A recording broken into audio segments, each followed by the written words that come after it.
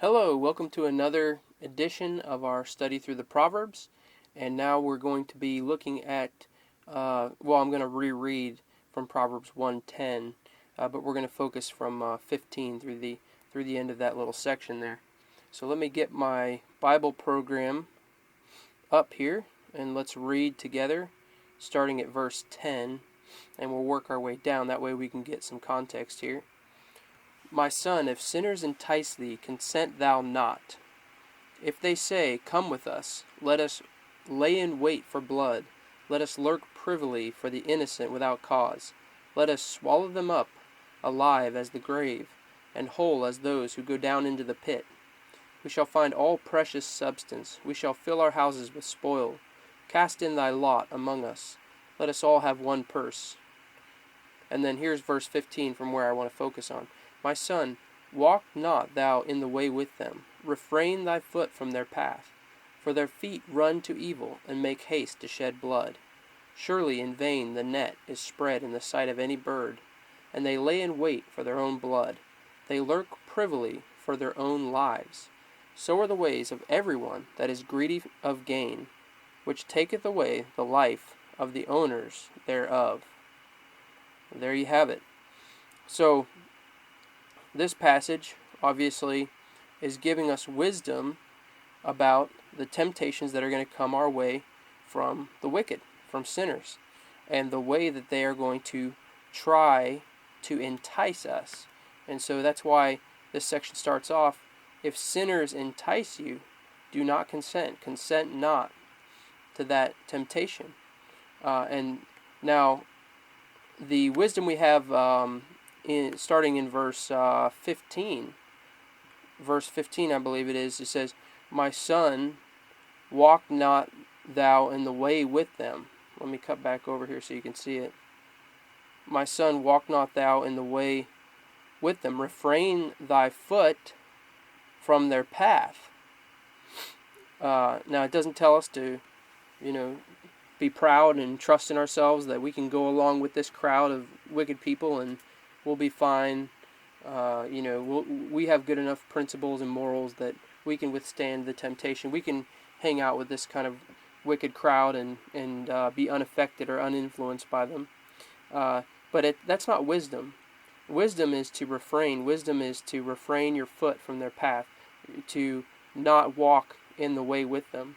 Now, these tempters are going to try to seduce us by appealing to the desires of the flesh, okay? By appealing to the desires of flesh.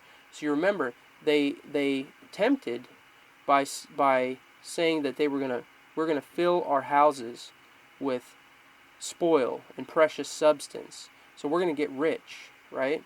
We're gonna obtain material wealth from this murder that we're about to commit. And in the case of we shall find all precious substance. We shall fill our houses with spoil, verse 13. Or if you remember, we talked about the adulterous woman of Proverbs 7, verse 18. She says, Come, let us take our fill of love until the morning. Let us solace ourselves with loves. So there you have it, appealing to the flesh once again. In both cases, they are appealing to fleshly desires, right? The things of the world, the lust of the eyes, the lust of the flesh, the pride of life. Talks about in 1 John 2, verse 15. And so, in both cases, appeals to fleshly lusts. But notice the wisdom we see in Proverbs 1, verses 15 through 17. My son, walk not thou in the way with them. Refrain thy foot from their path. And then here you have it. For their feet run to evil and make haste to shed blood. Now, we see the hastening to shed blood in Proverbs 1, verses 11 and 12. Because they say, Come with us, let us lay wait for blood. Let us lurk privily for the innocent without cause. Let us swallow them up alive as the grave and whole as those who go down into the pit.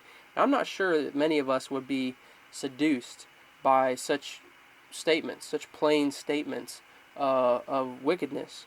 But we have to see the underlying message here, that while people may not come out and say, let's go shed blood, let's go murder someone so we can take all their stuff. Maybe they do say that. But a lot of times it's more subtle than that. Now think about that adulteress of chapter 7, right? It doesn't seem like she was trying to shed blood. It doesn't seem like she was hastening to commit murder. But in fact, see, this is where we need to understand the wisdom of Proverbs 1 here. That it's showing us something about the wicked. It's showing us something about the true depravity and wretchedness of the heart of a sinner. And so if you go over to the end of Proverbs 7, starting in verse 25, look what it says about that woman that we looked at, I think, in the last one. Let me pull up my Bible program so you can read it here. Okay, so Proverbs 7, and we go down to verse 25. Look at this, what it says about the adulterous woman.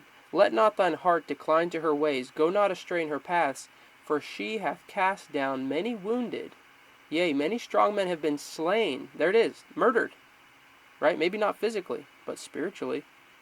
Her house is the way to hell, going down to the chambers of death. So there you have it. In fact, and I think I mentioned this verse last time, if you go over to Proverbs 6:26, so just a chapter over, look what you read about the adulterous woman there. Proverbs 6:26. Oops, I just skipped over to somewhere else here. Proverbs 6:26. Okay, we read there. It says, in fact, from verse 25, lust not after her beauty, talk about the evil woman. Lust not after her beauty in thine heart, neither let her take thee with her eyelids, for by means of a whorish woman a man is brought to a piece of bread. And here's the part I wanted to bring out. And the adulteress will hunt for the precious life. See? She's a hunter, right? So she's hastening, just like we're told in Proverbs 1. She's making haste to shed innocent blood. See? So it doesn't always come in those, the appearances aren't always so straightforward as we see in Proverbs Chapter 1, where you have a group coming to you and saying, hey, let's go murder someone and take all their stuff. No. It often is much more subtle than that. It's much more subtle than that. It comes in an appeal of all kinds. Anytime you have an appeal to the lust of the flesh, the lust of the eyes, the pride of life, those kind of appeals, they come in all different forms. When you have those kind of appeals, there is a hastening to shed blood. There's a hastening to soul murder because there's a hastening to sin. And anytime there's a hastening to sin, remember, the wages of sin is death.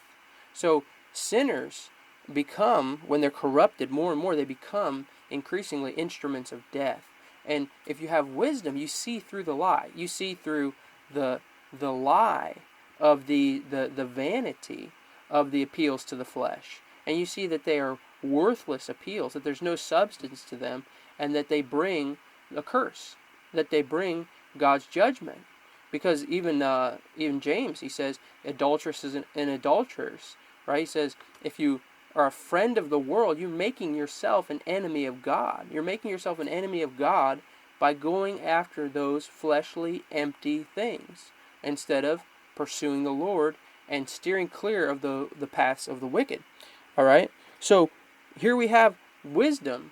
When we can see things at a deeper level, when we perceive that there is a great wickedness, there is a hastening to shed blood that is in the sinner's ways, and we do not want to walk in those ways if we want to live wisely and walk in true spiritual life and victory. Okay, so let's see.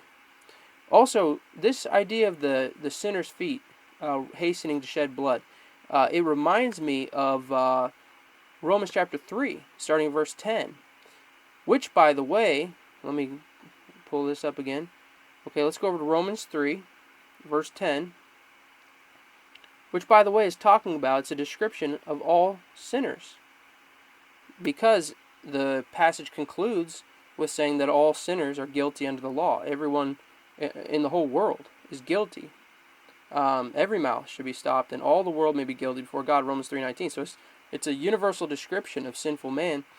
And it says here, there's none righteous, no, not one, verse 10. There's none that understandeth, there's none that seeketh after God. They are all gone out of the way, they are together become unprofitable. There is none that doeth good, no, not one.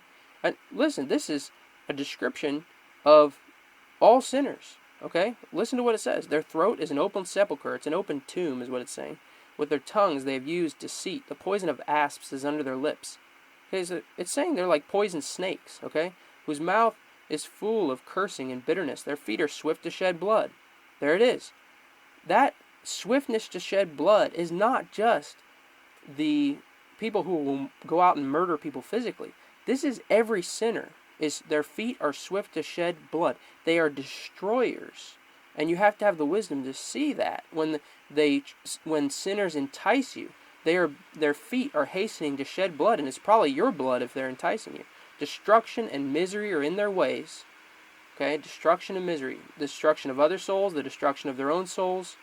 The way of peace they have not known. There is no fear of God before their eyes. There's no fear of God before their eyes. God is completely put out of their minds, and that's why they're so deluded and tempted, because God's not in their minds. They don't fear God. They don't think about God. So these things are actually appealing. All right. So now, having gone over that, this should cause us to take very great care in our interaction with sinners. And I'm going to have to finish up here. Okay, 1 Corinthians 15:33, be not deceived. Evil communications corrupt good manners. Okay, Psalm 1:1, blessed is the man that walketh not in the counsel of the ungodly, nor standeth in the way of sinners, nor sitteth in the seat of the scornful. Okay, so we must not enter the path of the wicked. Proverbs 4, we're going to get to this. Proverbs 4, verse 14 through 17, enter not into the path of the wicked. Go not in the way of evil men. Avoid it. Pass by it. Turn from it. Pass away. See all the repetition. Avoid. Pass by. Turn away. For they sleep not except they have done mischief, and their sleep is taken away unless they cause some to fall. For they eat the bread of wickedness and drink the wine of violence. Their food is wickedness. That's what it's saying. They live for this. Right? Literally, they eat and breathe and sleep sin. And so we have to realize that, and that means we need to walk circumspectly. We need to understand that sinners are going to try to entice us, because the sin nature is a God-hating, destroying nature. It is a nature swift to shed blood. So we have to be careful. I'm not saying we should go around, thinking everyone's out to murder us, but we have to be careful. We have to have a discernment to discern these temptations and delusions of sin, and to refrain our feet from wicked ways and from hanging around people who are going to be corrupting. We need to be careful that we have a separation of conduct. We have our conversation among the Gentiles, among the heathen, among unbelievers, but we have to have, as Peter says, they think it strange that you run not with them. It means in their evil works, there's a separation that they will see. They'll think you're strange because you're not going to run with them. You are not going to go in the path of the wicked.